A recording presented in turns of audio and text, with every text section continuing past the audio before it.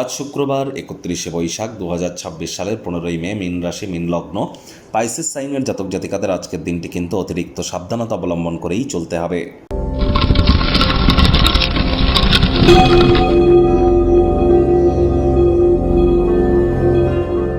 ভিডিওটির শুরুতে স্ক্রিনে আপনারা দেখতে পাচ্ছেন শুক্র গ্রহের বীজ মন্ত্র ওম দ্রাং দ্রিং দ্রৌং স শুক্রায় নমঃ। এটি সকাল দুপুর সন্ধ্যা 3 বেলা মিলিয়ে 108 বার বা সূর্যের আলো ডুবে যাওয়ার পর 108 বার আপনারা জপ করুন, অত্যন্ত উপকৃত হবেন। স্নানের জলে হাফ কাপ কাঁচা দুধ অথবা 1 ছিপি গোলাপ জল অথবা 3-4 ফোঁটা আতর বা ইত্যার দিয়ে স্নান করুন, শুক্র গ্রহের মজবুতি বৃদ্ধি পায়। আপনারা অবশ্যই চেষ্টা করুন যতটা সম্ভব মহিলাদের সাথে অশান্তি না করা যায়।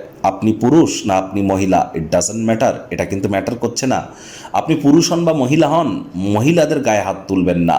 আর মহিলাদের মাথার চুল ধরে কখনো আঘাত কিন্তু করতে নেই, এতে কিন্তু লক্ষ্মীতত্ত্ব নষ্ট হয় এবং আর্থিক ক্ষতির এটিই কিন্তু মূল কারণ।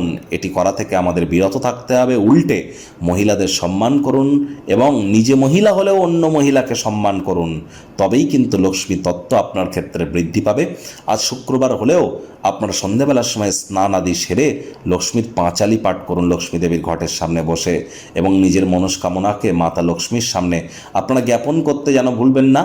আজ আপনারা সাদা বা হলুদ রঙের বস্ত্র পরিধান করুন এবং যতটা সম্ভব প্রচেষ্টারত থাকুন মানসিকভাবে পরিতৃপ্ত থাকার জন্য, অর্থাৎ যা যেমন পাচ্ছেন সেটাতেই সন্তুষ্ট থাকুন। ভাগ্যমিটার আজ আপনাদের বলছে 4.5 আউট অফ 10। ভাগ্য আপনাদের অনুকূলেই থাকবে। দেখুন, কোনো নেগেটিভ বা নেতিবাচক কথাবার্তা বলতে আমাদেরও কিন্তু ভালো লাগে না, তবে এই গ্রহ নক্ষত্রের হেরফের অনুযায়ী ইন জেনারেল ডেলি প্রেডিকশন আমরা প্রস্তুত করে থাকি। যাদের চন্দ্র রাশি মিন অর্থাৎ মুন সাইন পাইসিস, এই গণনা তাদেরই অধিকাংশ ক্ষেত্রে খাটবে।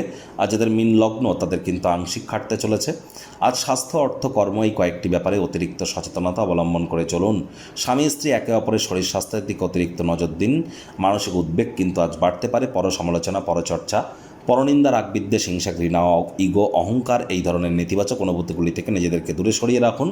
মুখে একটি প্রাণোচ্ছল প্রাণবন্ত হাসি রাখুন, দেখবেন দিনটি আপনাদের পক্ষেই থাকবে। যদি কোনো স্থানে ভ্রমণরত হন, মূল্যবান জিনিসপত্র বা লাগেজের দিকে অতিরিক্ত যত্ন নিন। কোনো কিছু হারিয়ে যেতে পারে, চুরি হতে পারে, মানিব্যাগটিকেও নিরাপদে রাখুন।